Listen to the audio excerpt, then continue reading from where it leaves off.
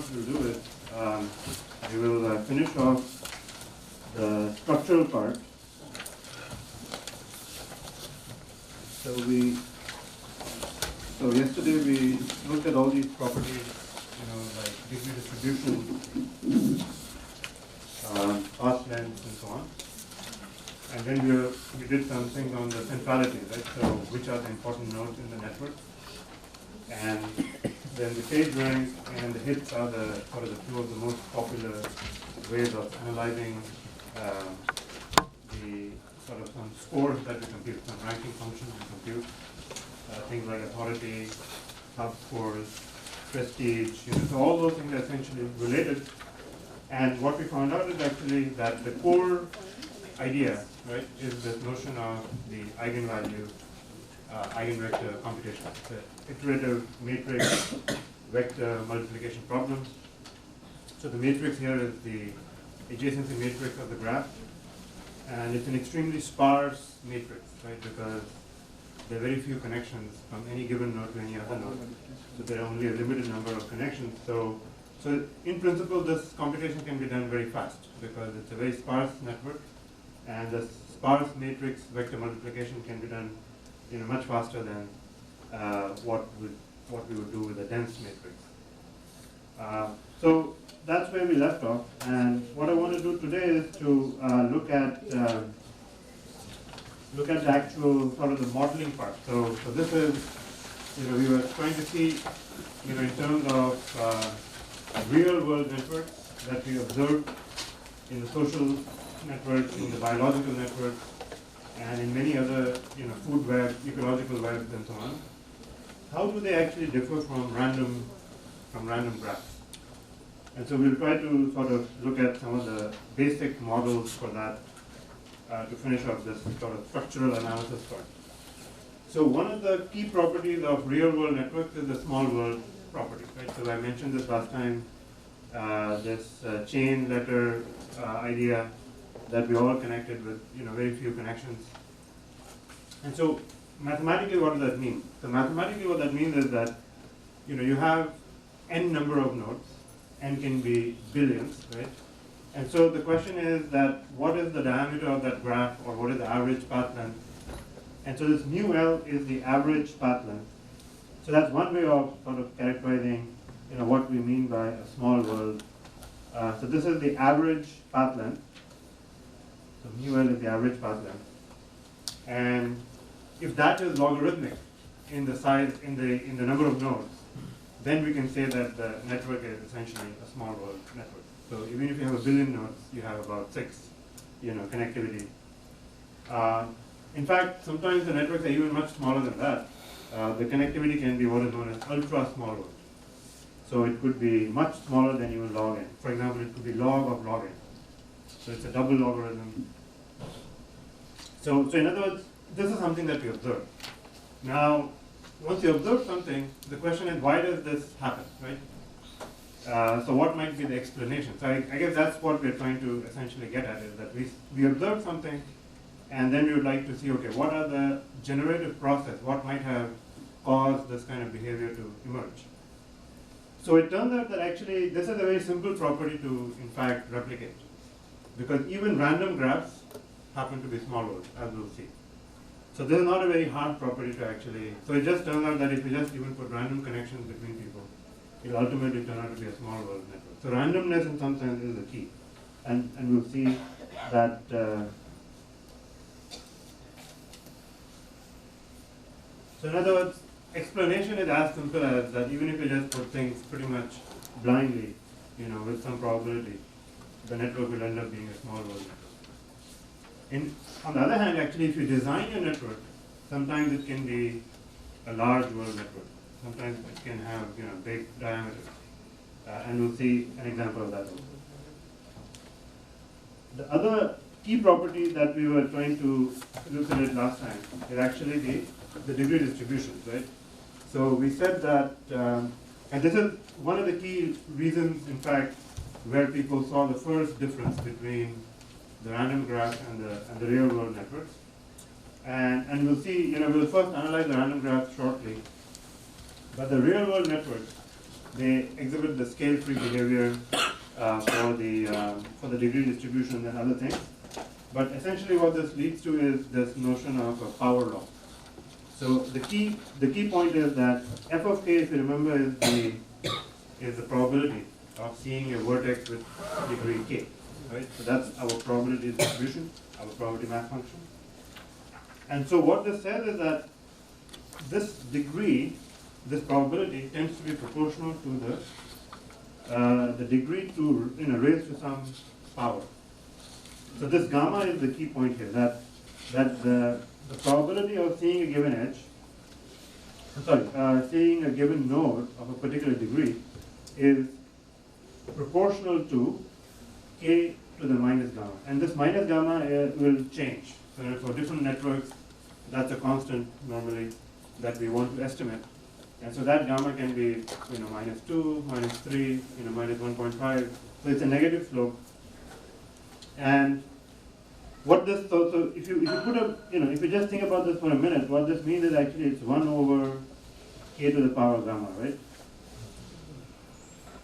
So what that says is that if your degree is small, okay, if your degree is small, then you have a relatively high probability of being seen, right? Yes. And if your degree is extremely large, so it's very large, then obviously the probability is going to be low. But there'll be many. So what we observe is that there are lots and lots of nodes with very small degrees, which will come out of this, and there are many nodes. And there are a few sort of these hub nodes with extremely large, probabilities, and they will also be observed from this. Now, one of the key things about this power law is that how do you observe it, right? So if I were to just do a plot, right? So there is a sort of a mass function, and what is the relationship? So you have obviously lots and lots of nodes. So we want to look at the relationship that power law, because of the way the relationship holds. If you actually take the logarithm on both sides, you get the log of the probability, you get log of that alpha times, so alpha is some constant, right? It's the proportionality constant. We don't really care about the alpha too much. It's the k, so I've basically turned that proportionality into an equation. So alpha is some constant for that proportionality, we don't care. K minus gamma, right? And then I can break that up. So that would be essentially, log of alpha plus log of k to the power minus gamma, and then the minus gamma I can pull out. So that will become log of the probability is minus gamma times log k plus some logarithmic term. Now this equation is, why we did it this way is that because this one is our y variable, this is our x variable, this is some offset, and this gamma is actually the slope, right? So the clearest or the easiest way to observe a power law is first to plot the degree distribution, right? So you basically plot k versus log k versus log of the probability. So we plot the log k here, and we plot the log of the f of k here. And then if you observe a negative slope, a straight line, then that's a clear indication of a power law behavior. So that's a very easy way to sort of visually check. And this is also how you fit the data actually. So if I give you a real world network, so extremely large, let's say social network, you can in fact plot the degree distributions. And then of course you may not know the slope. So the idea is that you want to sort of reverse engineer and figure out what is the slope. So we do the best fitting line, and then we figure out what that slope parameter is. So that's essentially one of the key things is, if you want to describe a network, what's really happening is that you plot this log plot, the k versus the probability, and then you observe what happens. So here's an example of that. So this is an example of a real network. It's not a very large network. This is in fact the human. It's a subset of the human protein interaction graph. So there are millions of proteins and they interact with each other. This is a small subset of those. So there are about 10,000 proteins in this, about 37,000 edges. And then if you actually plot what the degree distribution looks like. So we have this log, the log plot. So on the x-axis, you can see it's the log of the degree. And so by the way, this means, it's log to the base 2. This is actually 2 to the 7. This is 2 to the 8, right? So there are some nodes with extremely high degrees. And then these are the probabilities, again, in the logarithmic scale. So now, forget this, black line, because that's something you have to estimate from the data. So all you see is these, dots that I've plotted. And now the point is that what is the trend, right? So we would like to sort of figure out how do these real-world networks behave. So this is more of, as I said, a reverse engineering problem, that what is the distribution? Is it a normal distribution? Is it Poisson? What kind of distribution can we use to characterize this? So the key thing here is that the data is not exactly a straight line, right? I mean, we can see that there is some, maybe it's more of, maybe a curve like that, right? So obviously the data is not going to be a perfect power law in that sense, because there are going to be regions of the space where it does not really fit that behavior. And we can also see something else, right? What we can see is that that there is a sort of a wider spread here than you would expect, right? So there is, why should that happen, right? So the point is that we are trying to simplify things. I mean, if you really wanted to explain each and every nuance of that network, right, you'd need a much more complex model. So the idea is that, is there a simple behavior? And for that simple behavior, normally what we do is we sort of chop off the, say if I wanted to do a best fitting line, I will not start at the lowest and go all the way to the highest. What you can do is you can say, okay, let's figure, just skip a few very small degree nodes. So I started fitting the line actually with degree 2 onwards. And I went up and I ignored even some of the data at the higher end, and maybe I stopped at 7. So the idea is that, you sort of trim. So I just want to get an estimate for, can I get a linear behavior in this trimmed, region? And that is fairly decent. I mean, so again, the question is that there are spaces of the distribution which may not be an exact fit, but the majority I can capture, and that happens to be a power law. In this case, this is an estimate. So this is the slope that I can estimate from the best fitting line. That is actually minus 2.1. So it at least indicates that yes, there is more or less a power law type of behavior, but there are more things happening than that. And so you might, one might be interested to see, explain this part of the space, what's really happening there. Why do we have so many nodes with high degree? And this you can explain, and this, in some sense you have to go to the biology now. You have to say, okay, that means we do see in a real biological network, right, a lot of these complexes. So because proteins form complexes, and so in other words, they are interacting with many other proteins. And so you see many of these sort of, very highly complex biochemical processes. And maybe that requires the cooperation of lots and lots of things, right? And we do know that that is true, right? So if you look at the DNA and how the ribosomal assembly sort of transcribes it, translates it, and makes a new protein, it's a very complex system, and there are many parts to it, and they all have to interact for some manifestation of a protein. So that makes sense. So, but that may not be true for some other networks. So in any case, the idea is that you try to understand and see what's happening. So power law degrees can be found out in that manner. Okay, so that's one thing. So in other words, the degree distributions have the scale-free or power law behavior. And then the third, so these are some of the initial properties, and then people have actually looked at many other properties since these, but these are some of the crucial ones. So the third thing we normally observe in real-world networks is the so-called clustering effect. So real-world networks are small worlds; they are power law or scale-free. And the third thing is there is this some sort of a clustering going on around each node.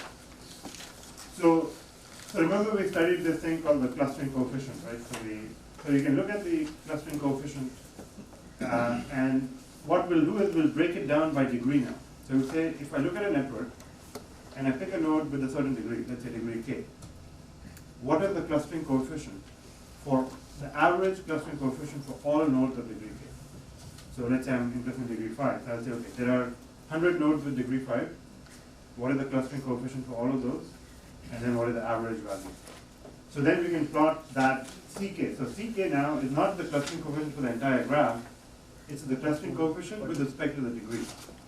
So CK says what is the clustering coefficient for nodes of degree K. And interestingly, this also turns out to be a power law. So many real-world networks, biological networks, social networks, they have power law clustering effects. In other words, there are going to be there are going to be many nodes that are smaller, degree nodes, but they have a higher clustering coefficient.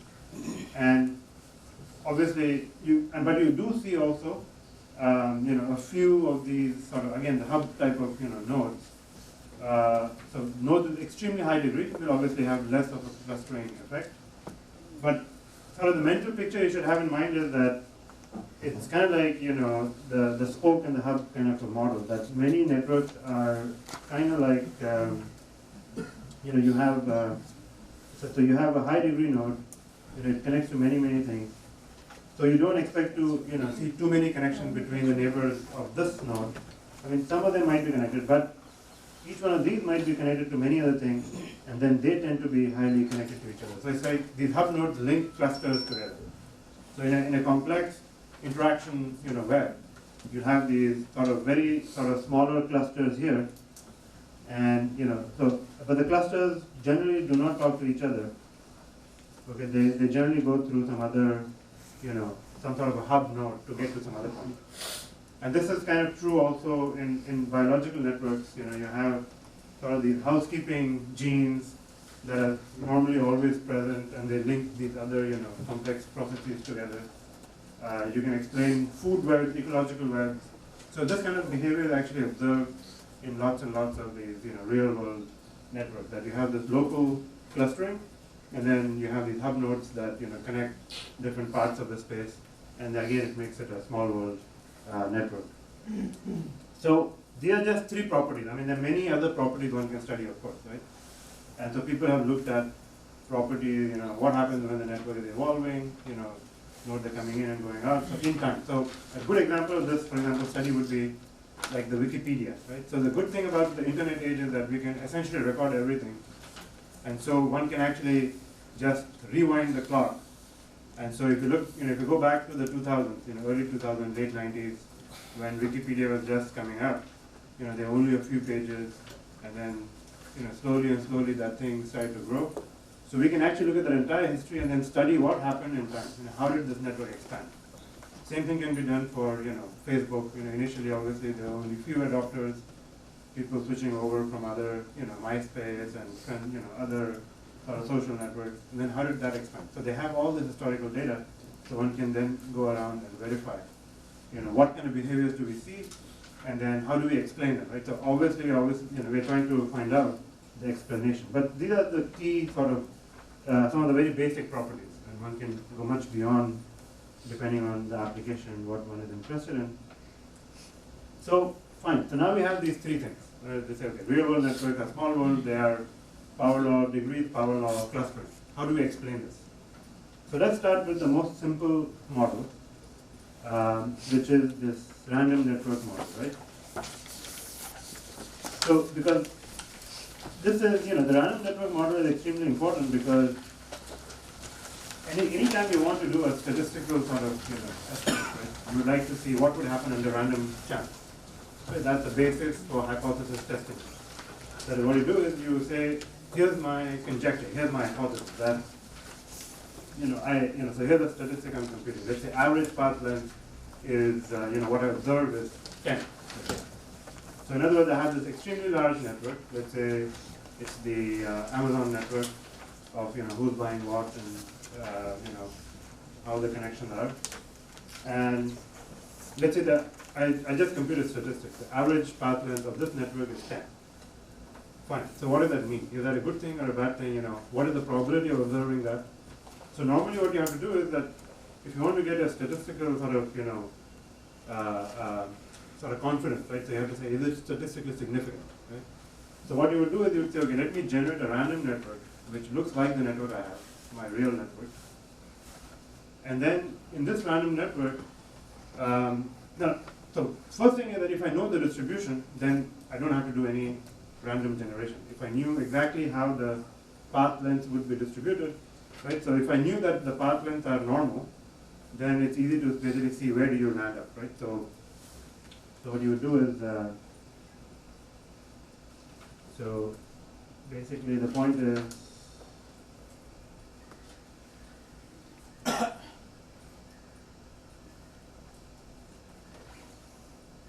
so let's say you have this extremely large graph G, and from this graph you compute this statistic mu L, and it happens to be 10, right?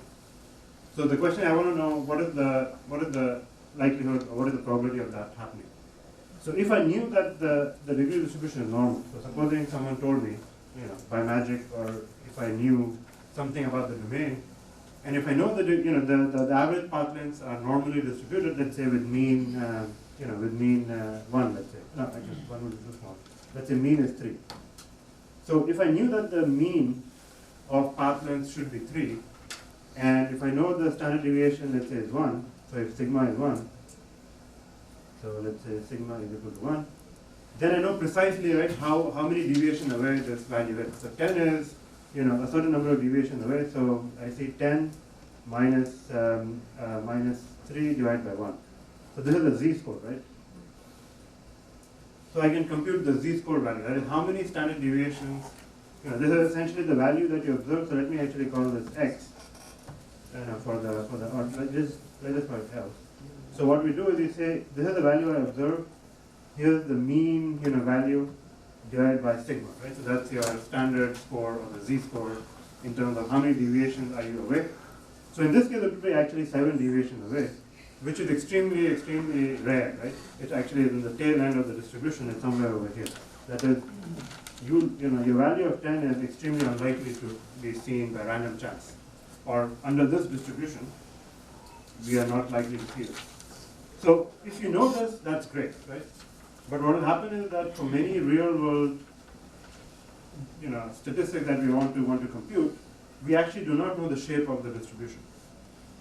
So I don't know whether it's normal, whether it's bimodal or whatever. So what should we do in that case, right? So in that case, what we do is we generate a random graph. We do a simulation, essentially, a permutation test. So you basically generate one random graph, you compute a value. You generate another random graph, you compute the value. A third random graph, a fourth, a fifth. You do this maybe 100 times or 1,000 times to get an estimate of what is the average, distribution of the values. So in other words, each time we are generating a random graph and then testing it out, right? So random graphs play an extremely important role in that sense that we need to have a null model. If you're going to do a statistical test and you want to know what the distribution might look like, you would probably want to have a random graph that we want to study. So anyway, it's a good thing to study. And if you could explain the real world phenomena with random stuff, then we didn't really have to have other sophisticated models, right? Is randomness enough to explain everything? So this is extremely popular, like I said, was a very important field in the 60s and 70s, and Erdos really, Paul Erdos, he's the guy who basically started this whole area.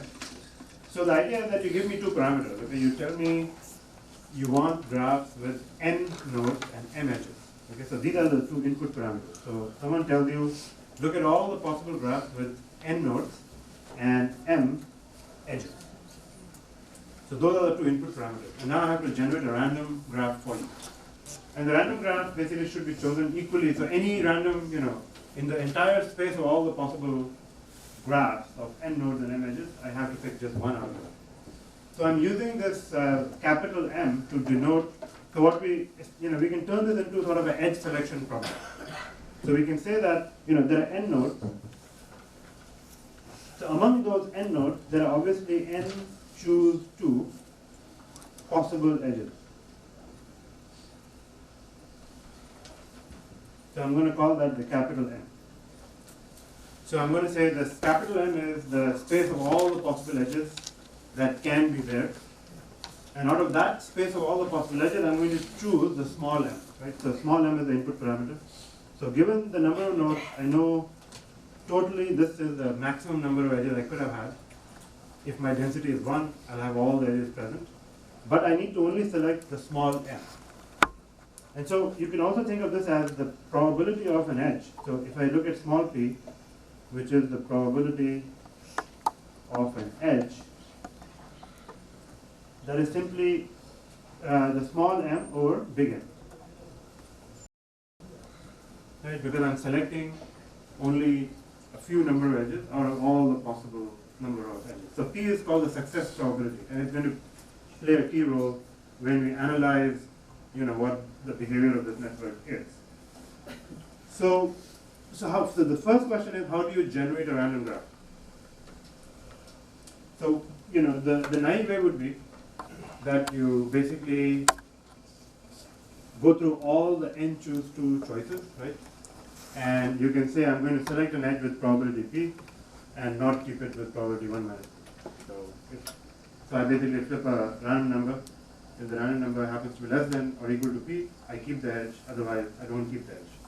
But this is of course extremely slow because you're going to do n squared computations, n squared processes.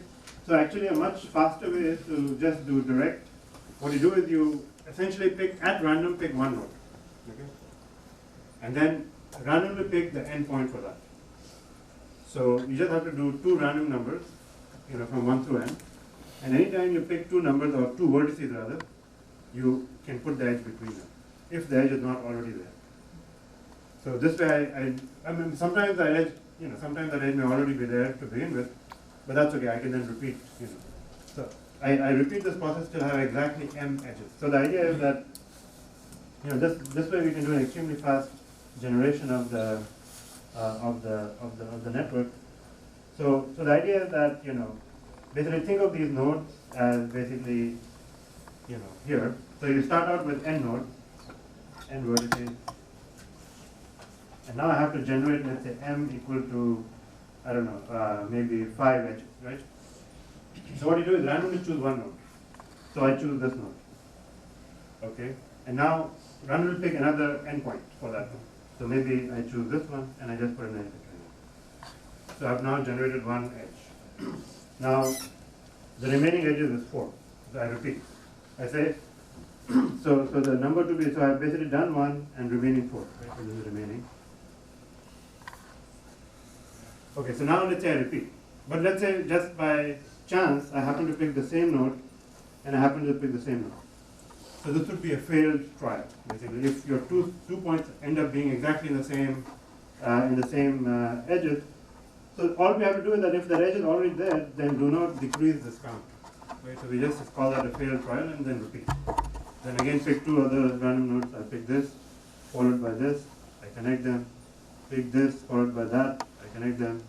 If we happen to again choose one of them, just it's a failed trial and so on. So keep on going this way till you have exactly, well in this case I have 1, 2, 3, 4, and maybe the 5th one is this. So that's a random instance. And the good thing about this is that it only takes you more or less O of m steps, okay, times 2, because you're going to do 2 endpoints for that. And there might be a few failed trials, but if you look at the probability of failure, it's extremely small, right? I mean, I have a huge number of possibilities. The capital M is a number of possible choices, and the small m is extremely, generally very small. So the chance that you end up picking the same 2 endpoints is extremely rare. But even if it happens, it's not a big problem. So this is a very efficient way of generating the random graph. So anyway, we now have a good, clean and quick way of generating a random graph. And I already mentioned about the probability. So now the question is, okay, so now you have a way of generating a random graph, but what can you say about the degree distribution, right? So that's one of the key things we want to know. So let's look at that. So what about the degree distribution of a random graph?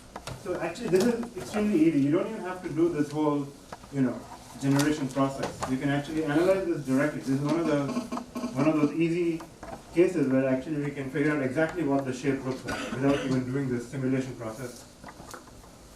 Because all you have to do is, if you look at a given node, so let's say I chose that as my starting point. So one node has been chosen, and now I have to look at the degree, right? So I'm interested in the degree of this node. So there are there are n minus 1 choices. right? So this is already been chosen, so I remove one. Already fixed one of the endpoints. So there are n minus one other choices for, and this node can connect to any one of those, right? And now I also know the probability of connecting to any one of those. The probability is fixed for the whole network. Any edge will appear with probability small p, right? Which is what we had from, so I know the probability of success, P is the small m over the big M. So that P is basically fixed. Once you tell me what the n is, what the small m is, I can compute this probability. And so actually this is just a very simple success or failure kind of a thing. All you have to do is, this node will connect to that with some probability, that probability of success is P. It may connect to that with also probability P. So each of this is actually what is known as a Bernoulli trial, right? It's just a 0-1, whether or not you're a success or a failure. And the probability of success is P. And so we're just repeating this n minus 1 times. So that gives us a binomial distribution. So it's actually a very well known, So this distribution is exactly going to be, you have n minus 1 choices, okay, out of which you want to select exactly k, right? So you're going to know what is the probability of degree k, that observing the degree k. So in other words, if I observe this, I observe this, I observe that, so it has degree 3 out of 7, right? So 7 choose 3 would be, 7 choose 3 would be the number of ways in which I can have, I could have chosen 3 of these edges. So it's n minus 1 choose k. That's the number of ways of choosing k endpoints out of those n minus 1. And then, of course, the probability of choosing those k is p to the power k, right? Each one of them, k of them, p times p times p, there are k of them, so p to the power k. And of not choosing them is the remaining, n minus 1 minus k. So that's our classic distribution. This is the binomial distribution. So in fact, as I said, this is a very neat way of looking at it, because I don't have to do any simulation, any generation. I can directly tell you what the degree distribution looks like. Okay, and then because this is a well-known distribution, I know exactly what the mean should be and what the variance should be. So in the binomial distribution, the mean or the expectation is simply the number of trials times the probability of success. So it's n minus 1 times p. And the variance is actually the number of trials times p, the probability of success times the probability of failure, which is 1 minus p. So that's the variance. So I know exactly now, in a random graph, what the degree distribution looks like. So this is true for any node in the graph. Rather, across the whole graph, we can make this statement. So that's very good. So then the question is that, is this a power law, right? So is the binomial distribution a power law? No, it's not a power law, because you can quickly do an estimation. So what you can do is you can say, what we are really interested in is very large networks, right? So we want to sort of approximate this binomial by putting in our assumptions. The binomial distribution is an exact distribution. It satisfies all the conditions. But we want to get a little bit of an approximation when n goes to infinity. That means we have extremely large graph, right? So we just study what happens to the network when n goes high. And whenever n goes high, the probability of success will automatically go low, because we know that p is small m over n choose 2, right? So when n becomes extremely large, n choose 2 becomes even much larger, and the small m is just small number of things. So this will automatically go to 0. So we want to basically say when the probability of success is extremely small, and the graph is extremely large. Another way of saying this is that it's a very sparse network, right? This is a sparse graph. That is, the probability of having an edge is extremely low compared to the whole network. So that's what you really want to see in a real world network. They are large, they are sparse. So what happens? So then you can approximate the expectation is simply NP. So this n minus 1 versus n is of no consequence. N is extremely large. So the expectation simply becomes n times p. And the variance, interestingly, when p goes to 0, 1 minus p goes to 1. Okay, so 1 minus 0 is basically 1. So this also becomes NP. So now you have a case where your expectation and your variance is actually both the same. Okay, there's n times, n is the number of nodes, p is the probability of success. And so we use this lambda. So I'm going to say lambda is this parameter NP, and this is both the mean and the variance of the distribution. And actually, you can then approximate the binomial. So this is a well-known result that when n goes to infinity, p goes to 0, the binomial distribution can be approximated with a Poisson distribution. And I'm putting it in this shape so that we can look at the actual, relationships, right? So this is much clearer to see what is the relationship of the degree versus, so the degree appears here as a factorial, right? Everything and also as a lambda to the k. So if you look at just the terms that involve k, they're very far from a power law. So in power law, what I want is f of k should be proportional to k to the minus gamma, right? That's the shape of a power law. And here we have something else. This is actually, if I rearrange this, let's not worry about e to the minus lambda. So actually, that's just some constant for us. It's actually lambda to the k. So that's completely different from that. And also it is k factorial. K factorial, you can do a little bit more, Stirling approximation and get a better idea, but it's basically, think of it as k to the power k. So it's actually going to be k to the power minus k. Okay. So it's going to be basically proportional to this number. So in fact, we don't even need to have that. So this value, right, is very far removed from the power law. And nothing, power law is actually an exponent. It's, this appears as the k to some power, negative power. Here it's actually k to minus k and also lambda to the k. So it's k appears as an exponent. So it's a completely different type of distribution. So we know now that random graphs are not able to explain social networks, biological networks that we see in the real world. So that means these graphs are not going to be adequate to describe many of these, especially the power, the hub nodes and those kind of things. We don't really see them in random graphs. Okay, so what about the clustering effect? So is there any kind of clustering going on in these random graphs? So actually, if you look at this, if you look at the clustering coefficient for a node, if you remember, what we do is we compute, so here's a node, and you look at the neighbors. So this node is connected to all of them, right? Because they are the neighbors of this node. So now I want to know what is the clustering coefficient, and the clustering coefficient basically depends on how many of these nodes are connected. So what is so these red nodes versus the number of possible edges I could have had among my neighbors, right? So it's basically with respect to node V, we need to know the neighbors of V, how well are they connected to each other. Okay, so in a random graph, you can basically compute this, so how many neighbors do I have? So, so this node has a certain number of neighbors. So that's actually this, let's see, how many neighbors do I have? Right, so this is a node with degree k. So I'm assuming that, I pick a node with degree k, so I have k neighbors. And so it's going to have k choose 2 possible. So if I want to know the clustering coefficient for V, it's some number divided by k choose 2, right? Because I have k is the degree of V. So I know, I basically fixed the degree because I want to know the clustering coefficient distribution with respect to the degree. So if I pick any node with degree k, it will have k choose 2, neighbors. Oh, but then the question is, what is the probability, how many edges do I expect to see, right? Well, since every edge can appear with equally, equal likelihood, and every edge has a probability of being chosen, which is p. So the number of edges I expect to see is actually just p times k choose 2. So I mean, in a random graph, it's actually extremely easy to know what is the,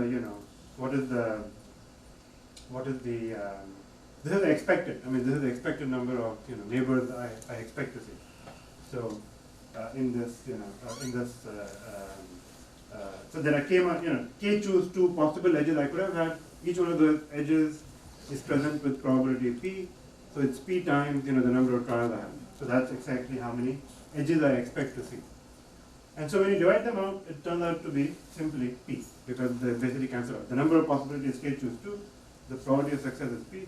So p times that is the number of edges divided by, again, k choose 2. So if you just do the math, essentially, it's easy to see that, essentially, since p is the probability of success, that essentially is also your clustering coefficient. Okay? So it's basically saying that here, your expected number of edges is just p times k choose 2.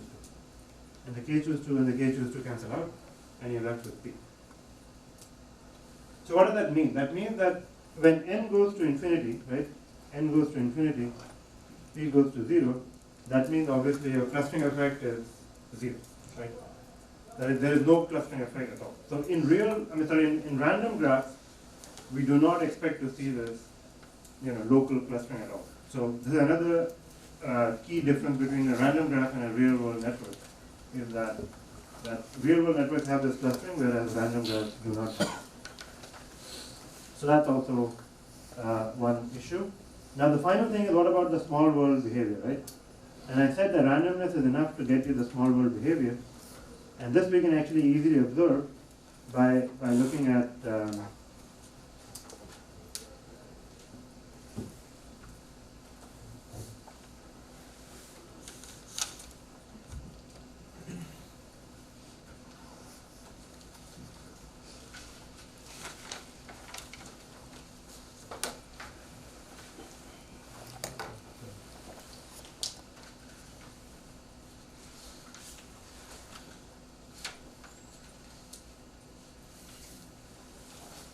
okay, so this we can easily get by observing this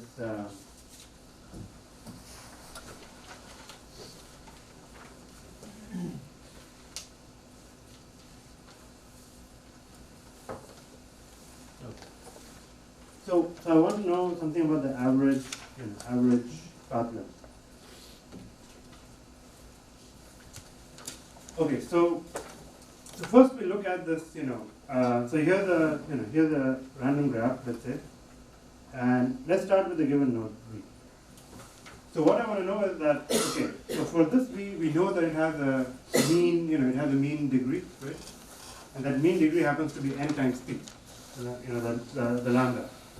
So lambda, which is np, let's assume that this is a constant for now. And so this is your average degree. So in other words, this node is going to be connected to a certain number of nodes, lambda, right?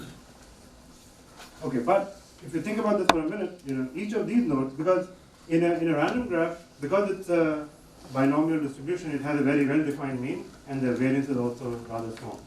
So it's a characteristic of the network. So we can use that as an approximation for the whole graph. So we can say each one of them, let's say if it's 4, then each one of them is also connected to 4 other, 3 other nodes, right? and basically you continue expanding that way. So if you look at the one hop away, how many nodes can you reach within one hop away? So one hop away, so I can do here, the number of hops and the number of nodes that I can reach, right, within that radius. So one hop away, I can reach lambda nodes, right? So those are my direct neighbors. 2 hops away, which is what I've drawn here. So 2 hops away, I can reach lambda squared neighbors, right? And so, of course, this is again a simplification, right? So it's a very coarse approximation because, it is possible that this guy doesn't introduce a node, it connects back to that. So those kind of things can happen. But, in general, if you ignore those kind of effects, and we just assume that you keep on introducing new nodes and new nodes each time, then you will see that more or less it's a good approximation because this is characteristic of the network. And so this can be done, within, let's say, t hop, you're going to reach lambda t. And essentially what this is that we can show that this is actually, so t is actually going to be log of n. Because, right, each time you're growing by a constant factor. So it's very easy to see that it only takes a logarithmic number of steps to reach the entire network. So we can easily say that the average path length is basically going to be on the order of O of log. So that's so that's one of the, as I said, randomness by itself is enough to give you a small world behavior.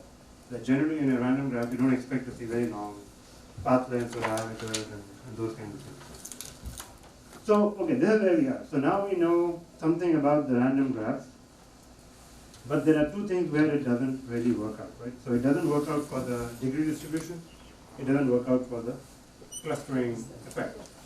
So the next question then is how can we, basically do a model for those? Okay, so here's the explanation for the clustering effect. So how might the clustering effect happen? So this was the what Kronecker small world model. So what they said is that actually, if you look at how people connect to each other, there's some sort of locality or geographic proximity is one indication how people might connect, and that will automatically give you some sort of a spatial sort of a clustering. Right? So obviously people in Delhi are more likely to connect with people in Delhi versus people in Shanghai, for example, right? So the geographic proximity, just the fact that you might happen to meet in that city or in a smaller locality, you have more chance of getting connected versus people that are remote. So this model sort of takes that idea and says, okay, let's start with a network that sort of models this proximity, this geographic, spatial locality or proximity. And so that's our backbone. So this network basically starts by saying that what I'm going to do first is you give me the number of nodes you want. Okay, so n will be given to you, and I put them in a ring. Okay, so the first thing I do is I connect them in a ring-like structure. So my red edges, all these 8 vertices will be connected in a ring first of all. Okay, so that becomes my backbone. Okay, so you're always connected to your left and right neighbor. In addition, what we'll do is we'll make sure that every vertex is connected to k of its neighbors on the left and k of its neighbors on the, so k on the left and k on the right. So k can be, so if k is equal to 1, you'll just get the ring back. Okay, 1 on the left, 1 on the right.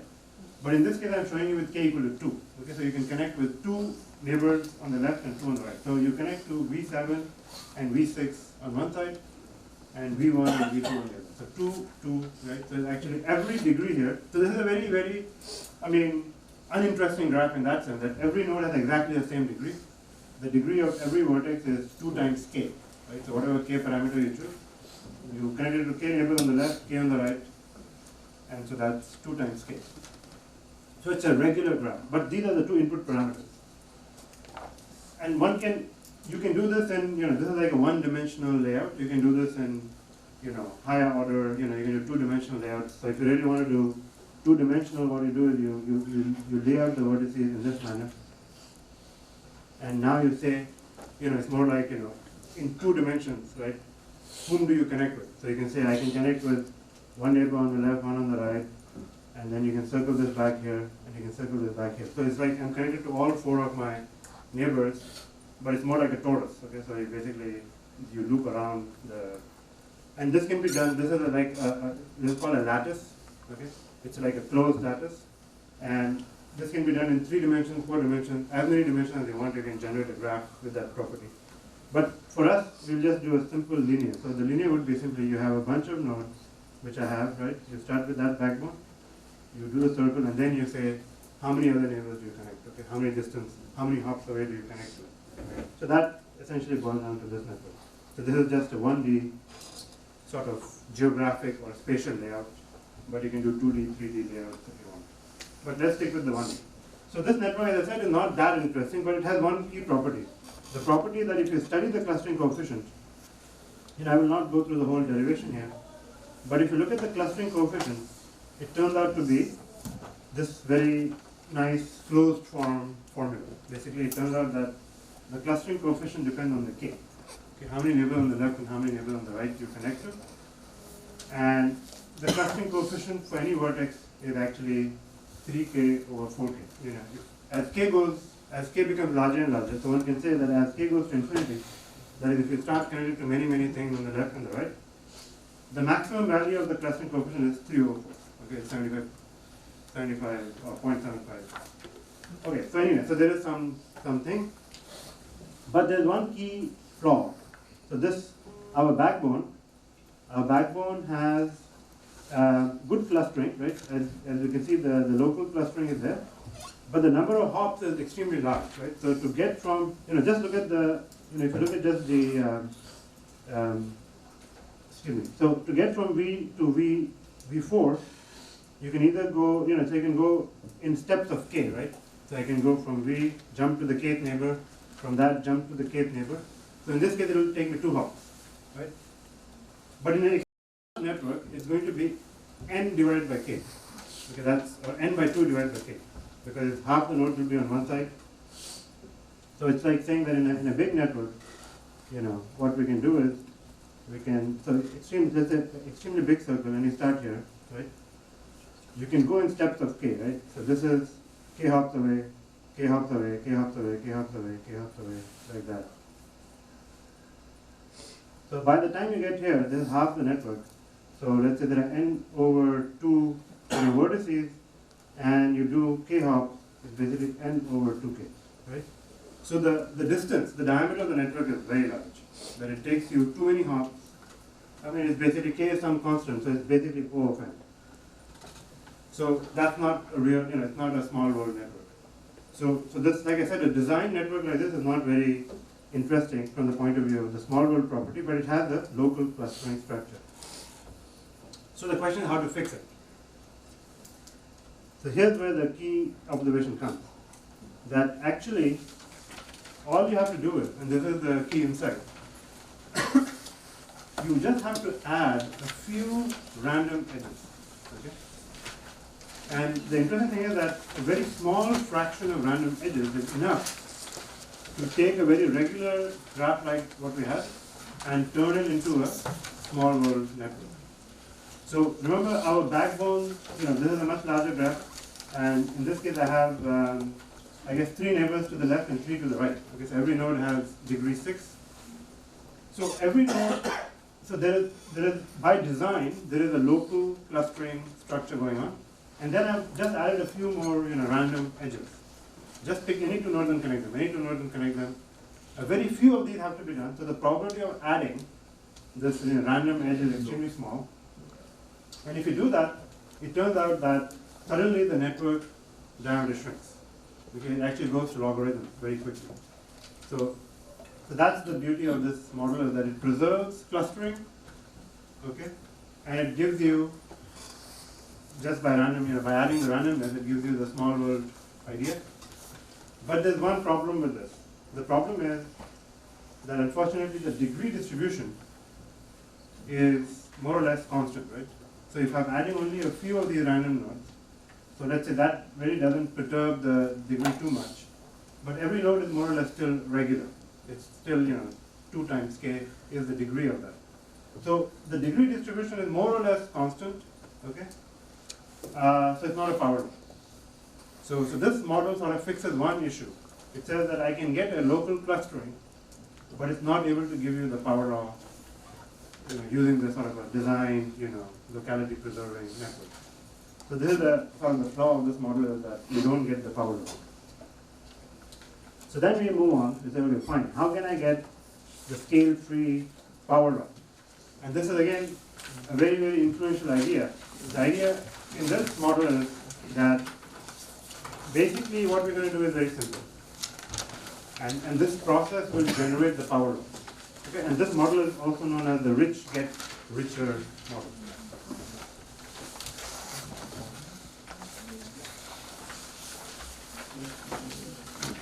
Okay, so what is the key idea here? This is also, by the way, the Laszlo Barabasi and Albert, they proposed this model as one of the key sort of the mechanisms by which power laws can be observed in real world networks. And this is generally true for social networks. Okay, I mean, maybe not for all, but some of them definitely this is true. And it's kind of like maybe human psychology. So the idea is that, if you, let's say I'm a newcomer, okay, so I want to join some social network, and I look at the network, right, the first thing I look at, okay, here are some of the nodes with high degree. So I'll be curious, right, to see who these guys are, and then I might go and look at their interests, what they do. So I'm kind of more likely to connect or follow, already nodes that are high degree nodes, just by the popularity sort of a contest, right?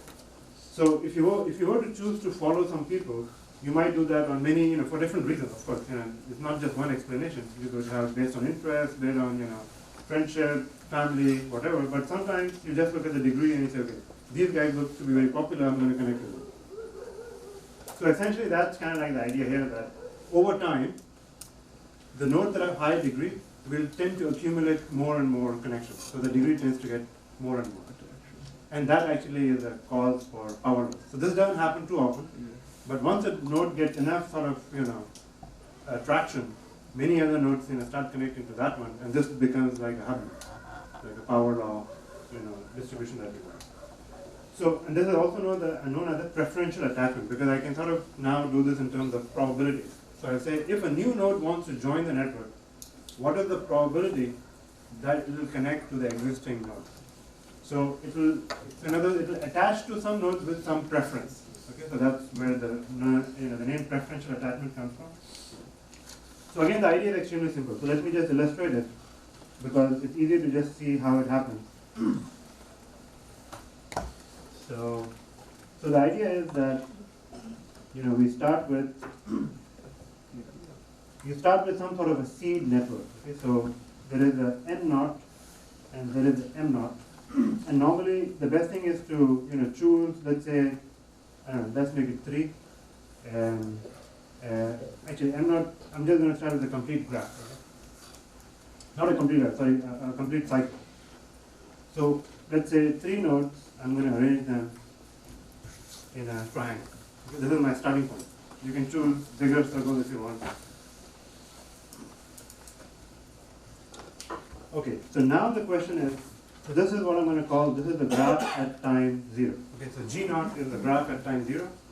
It's just a cycle or a clique, or, in this case it happens to be both a cycle and a clique.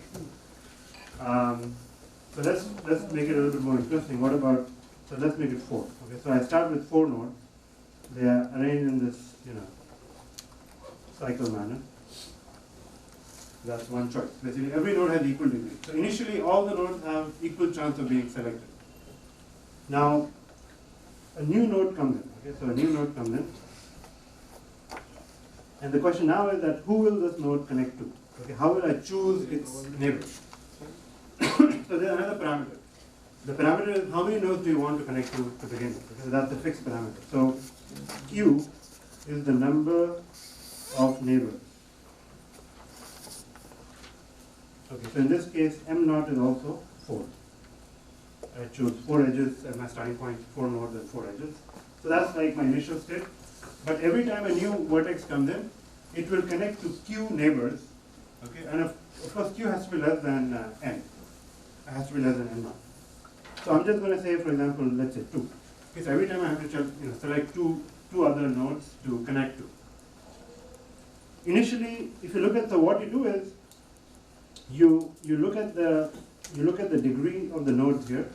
So what is the degree here is 2, 2, 2, 2, right? We always start with a regular graph to begin with. So the probability of being chosen is basically 2 over the sum, which is 8, which is 1/4, right? So that's expected.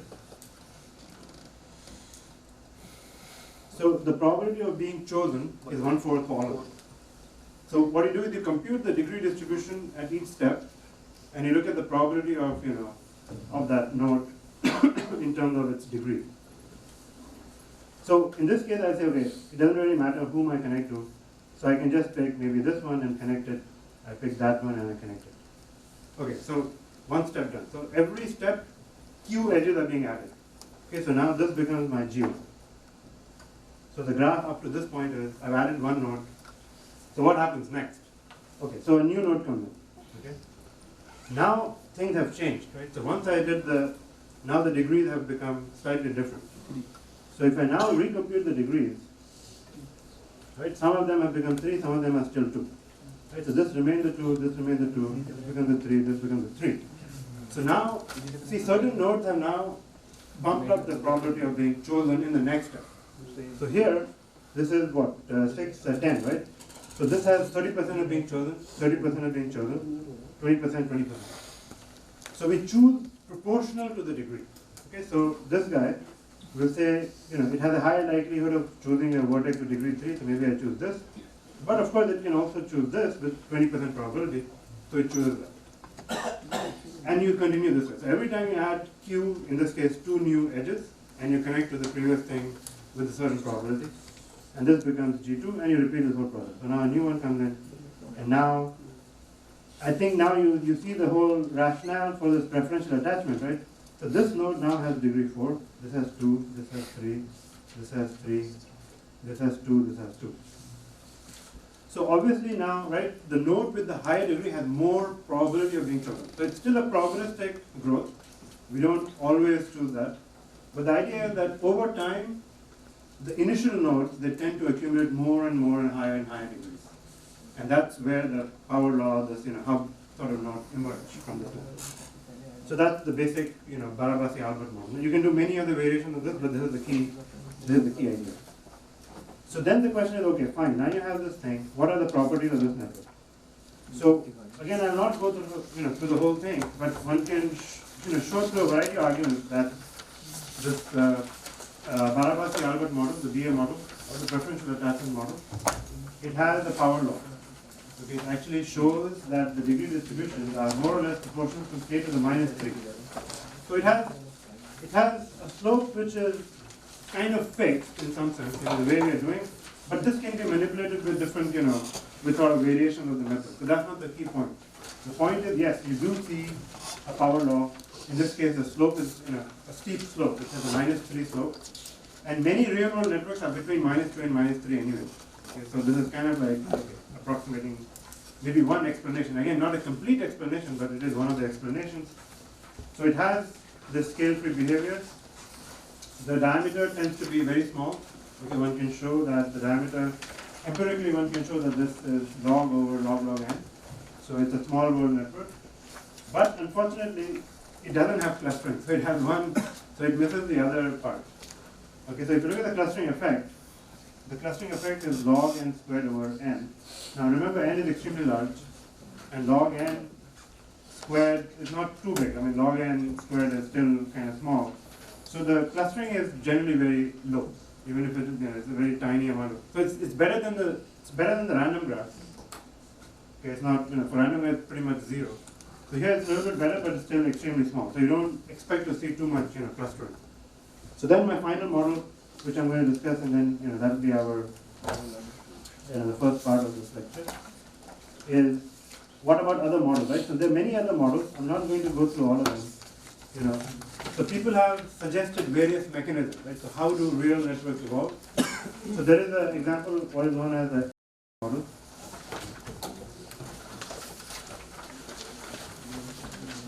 So what they say is that, if you, and this is kind of, maybe inspired by the web. So let's say you want to make a new web page, right? And the web page is on, data mining. So how would you make that web page? I mean, you can do all the effort, you can do a lot of research and, come up with a brand new, organization and scheme. Or what you can do is you can go to maybe your favorite websites, maybe 2 or 3 of those, and you can borrow some key ideas from those, maybe as a template.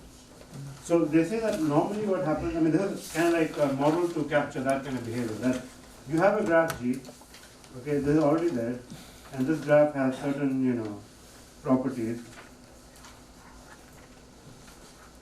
So if you want to create a new node, the idea is that you randomly pick one node, let's say I pick this node, and you sort of replicate its connections, right? So if you want to make a new web page, maybe you start with some existing framework, borrow all the links, and then you change, you make your changes. So the idea is that you replicate this kind of a structure.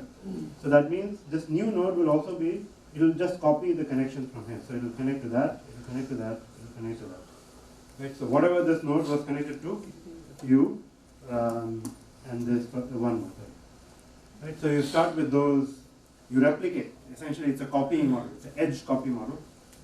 And then you can throw in some randomness. You say, okay, after I've copied this, I can randomly remove that.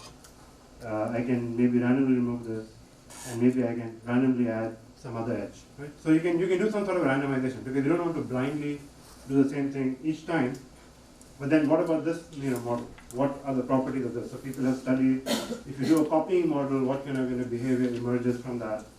And this also tends to, I'm not exactly sure, I think it's, does it have all three properties? I don't think so. Maybe the clustering effect is not there or something like that. So that's one of the models. Another model that I want to mention, which is actually also very powerful, which I think tends to capture a lot of the properties, maybe all three of them, depending on the parameters you choose. It's called the Kronecker graph model.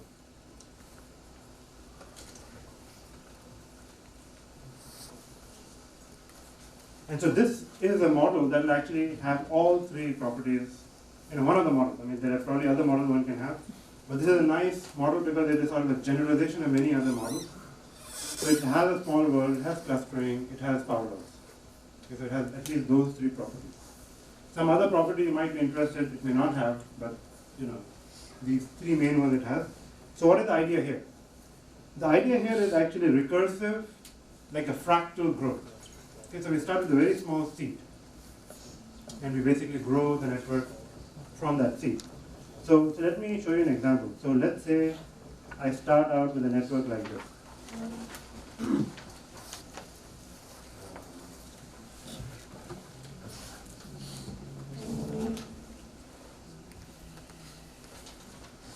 Okay, so here's the network. In this case, I'm also adding a self loop. Okay, so every node is connected to itself. What is the adjacency matrix for this network? Okay, so it's going to be a 3 by 3 matrix. So this is node 1, this is node 2, this is node 3. So 1 is connected to itself, it's connected to 2, so it will be something like this. 2 is connected to everyone, and 3 is connected to this, right? So this becomes your seed. Okay, so I'm going to start with the seed matrix. Okay, but now comes the Kronecker multiplication. Okay, so Kronecker multiplication basically is this new operator, where what you do is, so basically this is a graph, right? So let's just call this G1. Okay, G1. So G1, you sort of do a self-replication, and instead of writing the actual mathematical form, the idea is that every place where you see a 1, you put a copy of the same graph. Okay, so the next level is the entire matrix will be put in. Whenever you see a 1, the whole graph will be replicated in that spot. And if you see a 0, you don't do anything. So the idea is that from here, I mean, it's going to be extremely hard for me to do this, but let me see if I can do it. I think it's not too hard. Okay, so the idea is that you make a new, much larger matrix. Okay. This matrix is actually just a copy of this. Okay. So whenever you see a 1, you copy the whole graph into that spot. There's a 1 here, so you copy again the whole graph. So actually I could have just written it this way. G1, G1, 0, G1, G1, G1, G1, G1. So this is called G2. So, and G2 is the Kronecker multiplication of the graph with itself. Okay, so G2 is G1 Kronecker multiplication G1. So you see what happened is that I replaced the whole graph there. So it's a fractal process, right? So no matter which scale I look at it, the graph looks exactly the same. And you keep on doing this for many, many steps. So you can bigger and bigger. So exponentially you expand the number of nodes in the network. So you can generate very large networks very quickly. so I'll just finish this one. So this one looks like this. And this, of course, is all zeros. Okay, whatever this graph turns out to be, essentially it's a self-replicating and it's a fractal process. And then you repeat this for many steps. So keep on doing multiplication all the way up to GK. So now whenever you see G1, here in G2 you keep on replacing copies of G2, then copies of G3. So it's a basically it's a fractal process. Okay, now this graph is of course extremely irregular in that sense because you start with a template, okay, and you keep on replicating that template each and every time. So this will have certain degree distribution, and they show that they happen to be multinomial distributions. So they're not exactly power laws. Now, there's a way to make them power laws, and the idea there is that instead of starting with just 0, 1, you put a probability of an edge. Okay, so you follow the same basic principle, but the idea is that you instead of starting with just zeros and ones, we start with a template in a G1. We say that, so in this small example that I have, maybe we say the probability of a self loop is 0.5, probability of this edge is 0.7, probability of this is 0.1, probability of this is 0.3, and the probability of this loop is 0.9. So the idea is that you add confidence or a probability of that edge being present. Okay, so now you get the same Kronecker sort of idea. You're going to get 0.5, 0.7, 0.7, 0.1, 0.3, and 0.3, 0.9. So you get a template, and now what happens is you follow the same Kronecker idea, but now the next probability. So this is basically a G1, right? So now what is the expansion to the next step? Well, it's a new graph. Each one of them, as we know, is a copy of G1, right?